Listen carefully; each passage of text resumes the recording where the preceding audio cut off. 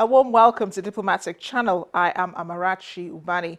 This past week, Nigeria's Foreign Minister, Mr. Onyeama, was in Namibia to renew ties with Nigeria's southern African neighbors, weeks after the xenophobic attacks forced Nigerians in South Africa to return home. Mr. Onyeama continued Nigeria's renewed vigor in attending to Nigerian issues abroad.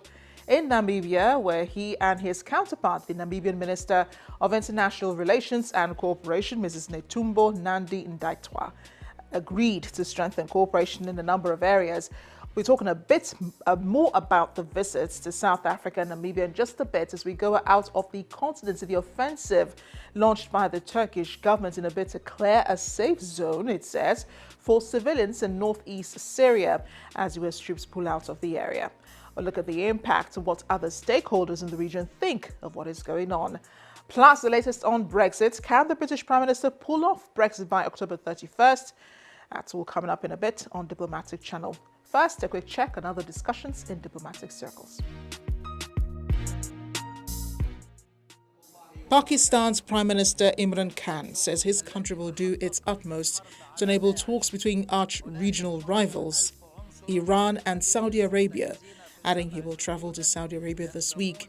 Mr. Khan was in the Iranian capital Tehran on Sunday to meet the Iranian Supreme Leader Ayatollah Khamenei. The Arab League and Arab foreign ministers have demanded Turkey unconditionally pull out its troops from Syrian territories, holding Ankara responsible for the consequences of its ongoing military offensive in Syria. This came in the final statement issued by the ministers after their urgent meeting at the headquarters of the League of Arab States in the Egyptian capital Cairo to discuss the Turkish military operation in Syria. During the meeting, Arab League Secretary General Ahmed Abul-Gate said that Turkey's military actions are an invasion of Syria. The Arab League strongly condemns the operation and calls on the international community to take action to prevent further deterioration of the regional situation. Finally, Pope Francis has pleaded for an honest and transparent solution to the border crisis in Syria as Turkish forces and their Syrian allies press on with their offensive against Kurdish militia.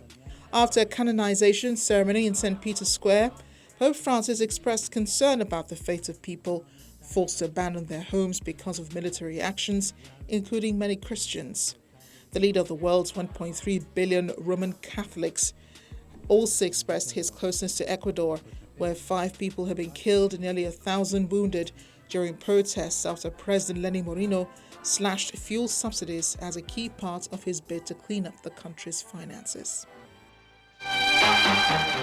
Welcome back.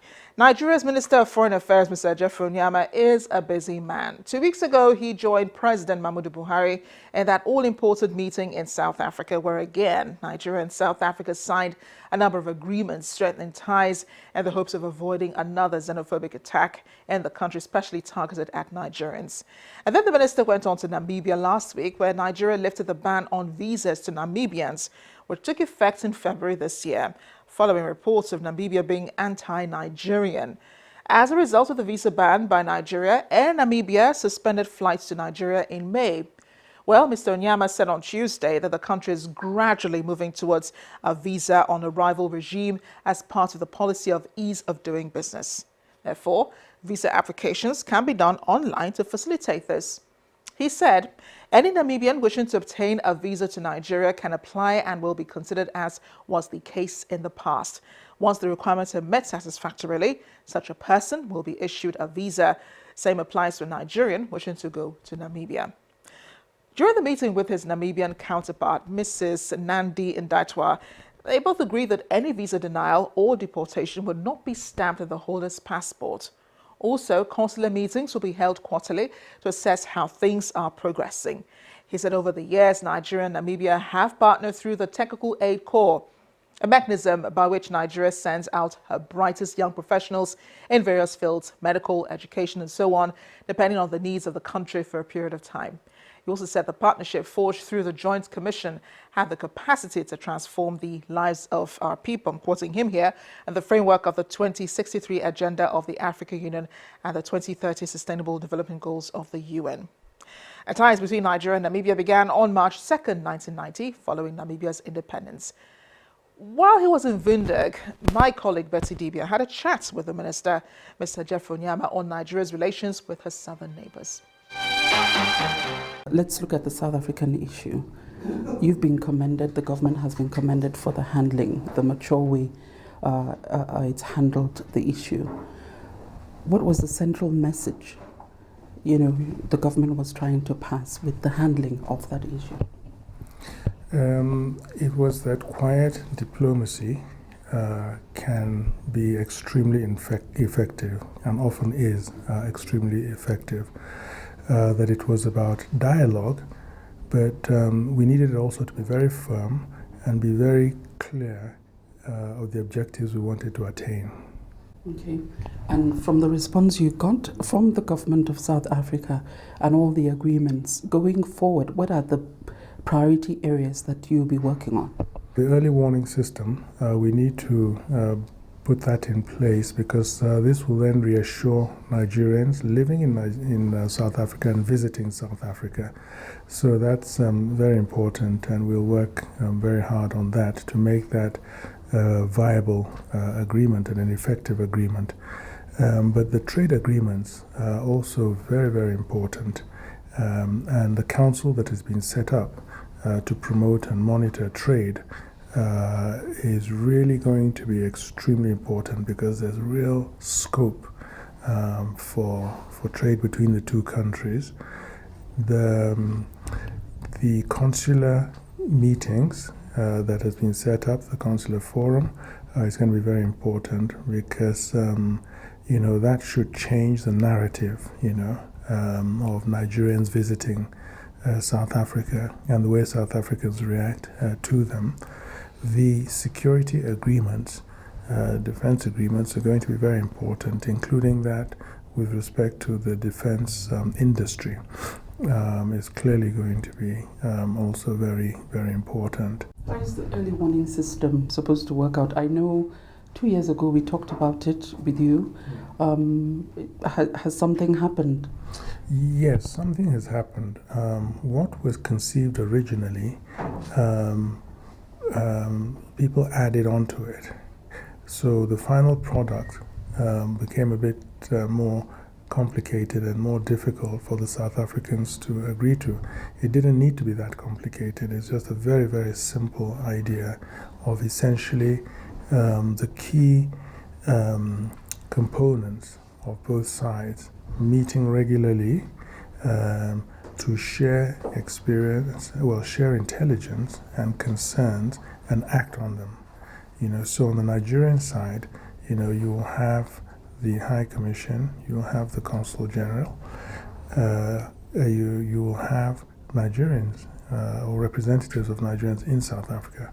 On the South African side, you will have, their police department, their Home Affairs department, and their Department for International Relations, their Foreign Ministry, meeting at a high level. And we believe that the necessary information and concerns will be put on the table there, and immediate action taken. Comment on the protesters, that came around first to the union buildings and then to the hotel. Yeah, I didn't see the ones at the union building. I heard about them, and the one in the hotel, I just saw a few people holding up this free Sowore. Yes. Placards. There were hardly any protesters, to be honest with you. I saw a group of 2 or 3 people or individuals. Nigeria is a democracy. We're a free country, and we understand that not everybody will be on the same page. You will have those who appreciate what you're doing and those who don't. We just say, obey the laws and be respectful. I know you're here in Namibia. We still have other countries where we have Nigerian issues. Will you be making the rounds, and will you be speaking to Nigerians as well? No, wherever we go to, one speaks to Nigerians and implores them to to be on their best behavior. So when we went recently to deliver aid to countries that were hit by a hurricane, Mozambique, Malawi, and Zimbabwe. We got that message across to them.